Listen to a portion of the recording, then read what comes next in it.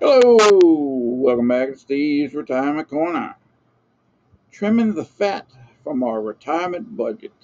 Hmm. Now, this is something we didn't do right, never have, and we're never going to. We just aren't. It's not for us. We don't budget every dollar we spend, every dollar we make. We don't track it. We never have. Now we know where it goes, but we got nothing wrote down. We got no spreadsheet or anything that we go over at the end of every month or every quarter or that stuff. We just don't do that. We're more cash in hand. I know that if I put $500 in the checking account and at the end of the month I have 400 still in there, we're good. And that's the way it works out for us. We've been very fortunate that we never had any trouble out of that. Was it the best way to go? No, it wasn't. And should we have checked our expenses and trimmed the fat before I retired? Yes, logically you should. I mean, it only makes sense. You got to pay attention to that stuff. Expenses are extremely important, especially when you're on a daggone fixed income, or relatively fixed income, anyways.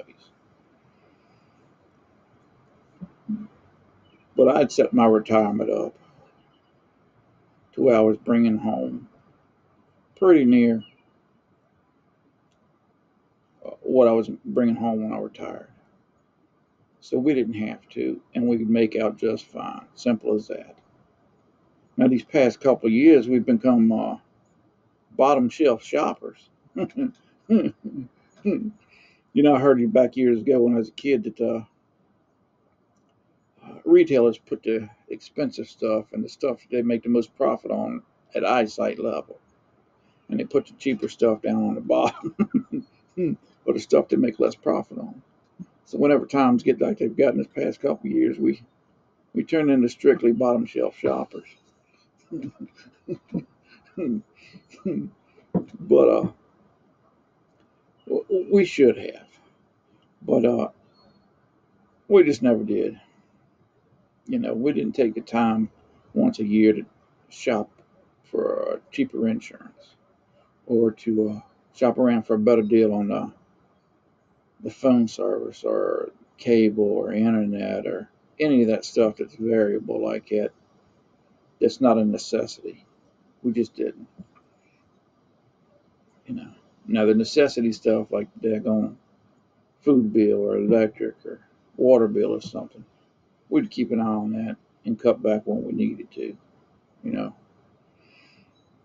But now that I'm retired, now that I'm settling in a little bit, that's what we're gonna start concentrating on the rest of the year. Probably, take one part, you know, see if we can get a little bit better deal for us, especially the use that we get out of things. You know,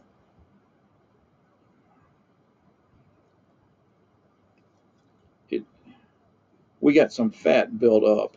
I know we do that we can trim back, and that'd just increase my buffer, my retirement buffer, my monthly retirement buffer. Ideally, you should do that stuff before you retire. But the way I had it set up, we didn't have to. And it's a chore. You got to admit, it's a chore. It's something nobody wants to tackle all the time. You just don't. I remember Dad, I mean, he complained for years that we were paying on our phone bill around here for the War of 1812 or some bull. He would complain every time I stepped over there about it. And it was like 15 cents or something on your bill. And I'm thinking, my goodness, Dad, I mean, it's 15 cents. But your pennies make dollars. You watch your pennies when you're younger, you'll have dollars when you get older. You know.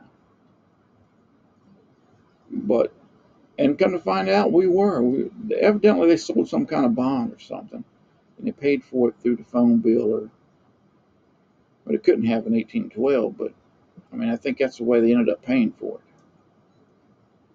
They added it on to a couple of utility bills or some bull, and they cut it out once people started raising heck. But it was little things like that that would just aggravate the snot out of him. You know, because he thought everybody was trying to get his money. Same thing as the wife. The wife says everybody's trying to get her dollar. Ticks her off. Now I'll tell you, that little lady go on a rant, and you don't want to be around to hear it. Bought one bag of groceries, $45. Look in there, Steve. There ain't nothing in there. You know, something like that. So, but yeah, that budgeting stuff is it's extremely important. Your expenses are extremely important. They just are. Even if you got enough to cover them, there's always some fat somewhere you can trim back. You know, $10 here, $20 over there. It don't take much trimming to get you an extra $100 or $200 a month in your pocket that you can use for necessities or to buy that pair of cowboy boots. I don't know. I don't know. I know that's one of the things we're going to be working on from here to the rest of the year at least. And then we might set it up where every quarter or every 6 months or so we'll start checking into it. You got to get on the computer and fool with it. You got to talk to somebody on the phone. They always put you on hold. It's a hassle. They know it. They know they got you, and that most people aren't going to do anything. And we never did, not unless we had some kind of trouble or whoever we was dealing with we didn't like or they retired or whatever. Then we would switch, and that's the way most people do. It takes a lot of dedication. It takes a very precise individual to do that stuff while they're working. It just does. You got a lot more going for you than we ever had. Is all I got to say, because we couldn't do it. I don't know. I don't know.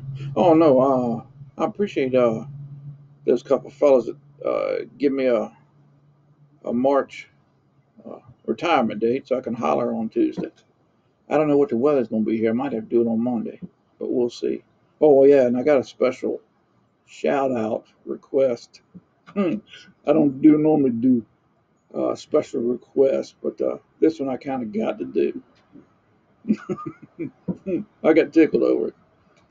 So I'll have to throw that in on Tuesday also. Y'all enjoy your weekend, why don't you?